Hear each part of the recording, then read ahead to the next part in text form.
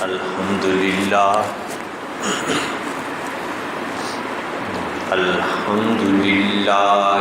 نحمده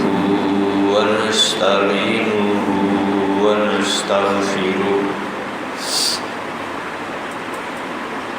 ونستغفره ونؤمن به ونتوکل علیہ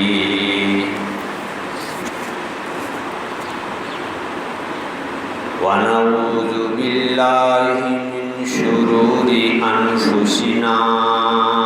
ومن سیئات اعمالنا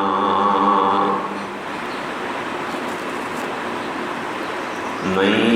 يهده الله فلا مضل له ومن يضلله فلا هادي له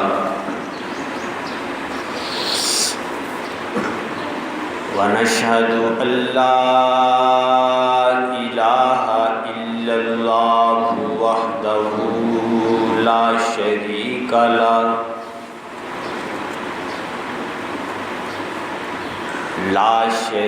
له ولا وزير له ولا مشير له ولا معين له ولا مثل له وصل على سيد الرسل وخاتم الأنبياء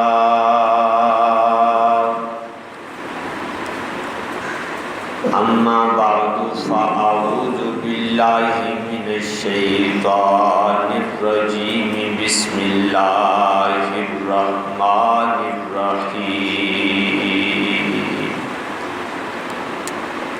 والعصر إن الإنسان لفي خسر إلا الذين آمنوا وعملوا الصالحات وتواصوا بالحق وتواصوا بالصبر صدق الله العظيم وصدق رسوله النبي الكريم ونحن على ذلك لمن الشاهدين والشاكرين والحمد لله رب العالمين رب اشرح لي صدري ويسر لي أمري واحلل عقدة من لساني يفقهوا قولي رب زدني علما وارزقني فهما سبحانك لا علم لنا إلا ما علمتنا إنك أنت العليم الحكيم۔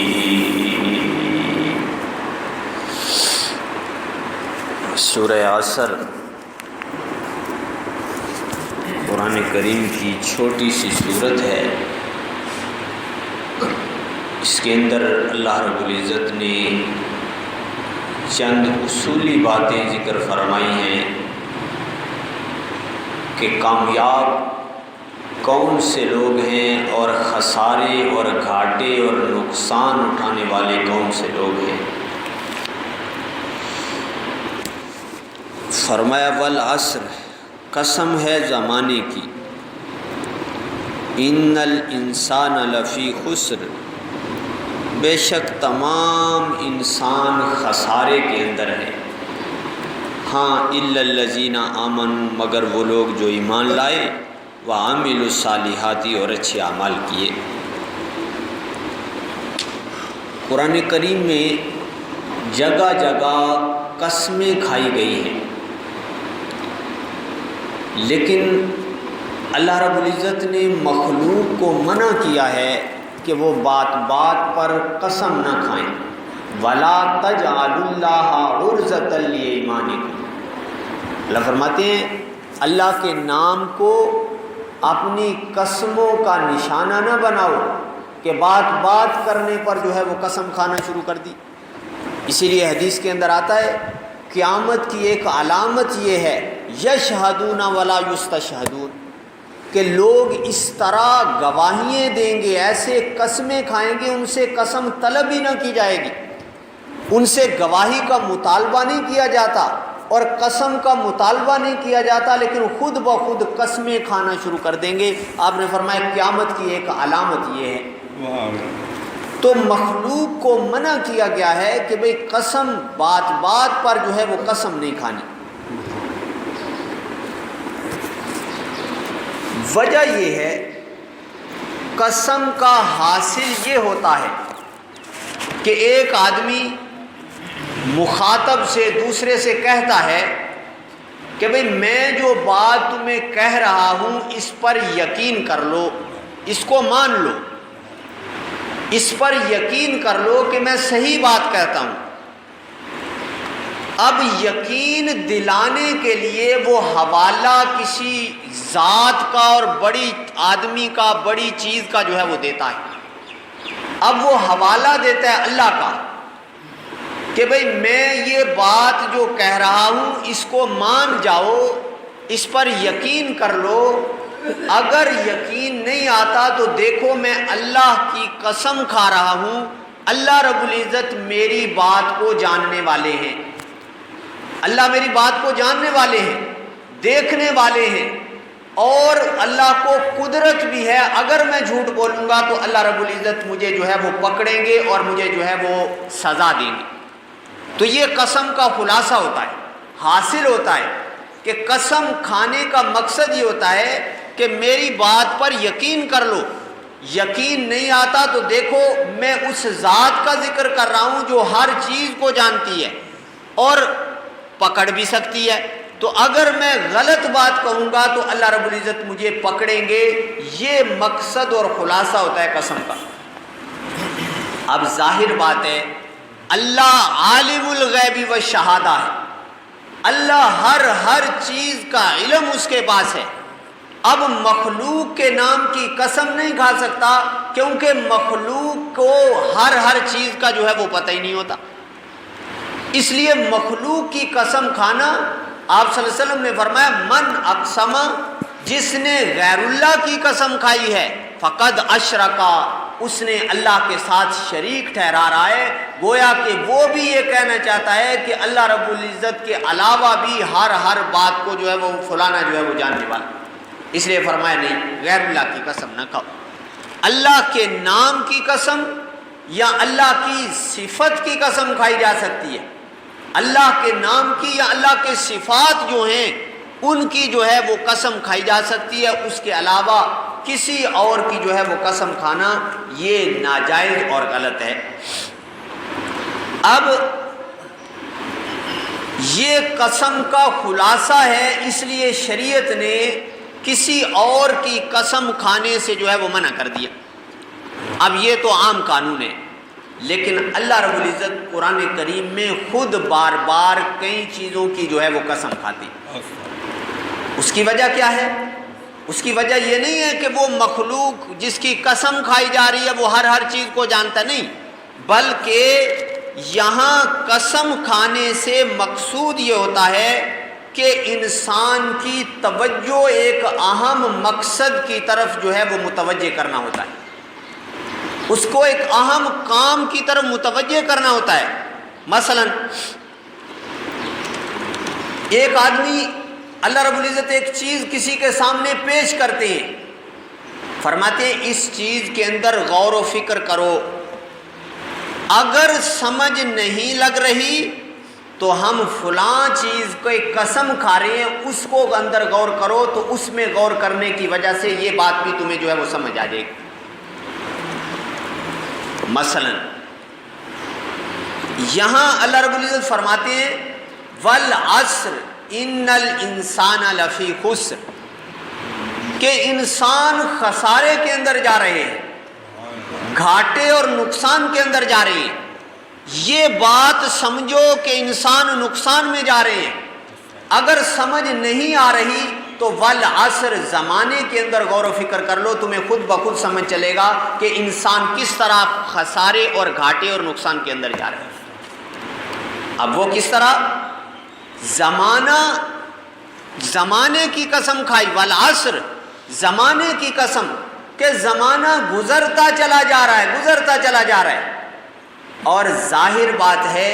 کہ جس کا زمانہ گزر رہا ہے وہ نقصان اٹھا رہا ہے، اتنی چیز اس کی جو ہے وہ نقصان، اس کا کام ختم ہو گیا۔ اب زمانہ کہتے ہیں نا، گیا زمانہ ہاتھ آتا نہیں، اب دوبارہ نہیں آتا، تو انسان خسارے کے اندر ہے۔ اس کو سمجھنے کے لیے زمانے کے اندر غور و فکر کرنا چاہیے کہ زمانہ گزرتا چلا جا رہا ہے، تو انسان زمانے کے گزرنے کے ساتھ ساتھ اس کو نقصان اور خسارہ اور گھاٹا جو ہے وہ ہو رہا ہے، کیونکہ زمانہ کوئی ایسی چیز تو نہیں ہے کہ انسان اس کو جیب میں ڈال لے۔ بھائی مال انسان جیب میں ڈال کر محفوظ کر سکتا ہے، یہ چیز کو جیب میں ڈال کر محفوظ کر سکتا ہے، لیکن زمانہ کسی کی جیب میں نہیں آ سکتا۔ زمانہ گزرتا چلا جا رہے گا، اور یہ جتنی مرضی کوشش کرے گا یہ زمانے کو قابو میں نہیں لا سکتا۔ زمانہ ایسی چیز ہے۔ تو فرمایا جس طرح زمانہ گزرتا چلا جا رہا ہے، اسی طرح دیکھو انسان خسارے کے اندر ہے کہ جو زمانے کے اندر عبادت نہیں کر رہا، زمانہ گزر گیا، عبادت اس نے نہیں کی، اس زمانے کو محفوظ نہیں کیا، اس کے اندر عبادت نہیں کی، تو وہ اب دوبارہ اس کے ہاتھ میں نہیں آئے گا، اس کو جو ہے وہ گھاٹا اور نقصان ہوگا۔ یہ اس طرح ہے جیسے ایک آدمی، اس کے پاس برف ہے، برف، اور مال، پیسے، نقدی اس کے پاس کچھ بھی نہیں ہے، اور جس طرح ہم اب گندم دے کر جو ہے وہ چیز خرید لیتے ہیں، اس طرح اب اس کو کھانے کی ضرورت ہے، پینے کی ضرورت ہے، گھر کے اندر بیوی بچوں کو کھلانے کی ضرورت ہے۔ اب اس کے پاس ایک بلاک اور ایک سل جو ہے وہ برف کی ہے، تو اس کے گھر والے کہتے ہیں کہ جاؤ بھائی اس کو بازار کے اندر بیچ کے اس کے بدلے میں کھانا اور پینا اور چیزیں جو ہے وہ لے کر آؤ۔ اب یہ بندہ وہ بلاک اور سل اٹھا کر لے جاتا ہے، اب جا رہا ہے، اب راستے کے اندر اس نے کیا دیکھا کہ راستے میں ایک جگہ تماشا لگا ہوا ہے، تماشا، کوئی بندر نچا رہا ہے، کوئی جو ہے وہ اپنا کرتب دکھا رہا ہے۔ یہ بندہ برف ہاتھ میں پکڑی ہوئی ہے اور وہاں تماشا دیکھنے جو ہے وہ کھڑا ہو گیا۔ اب آدھا گھنٹہ لگ گیا اس کا تماشا دیکھتے ہوئے، اب برف کتنی اس کی جو ہے وہ کم ہو گئی۔ اب آگے چلا تو کسی اور جگہ شادی بیاہ، ڈھول ڈھمکے اور یہ چیزیں ہو رہی تھی،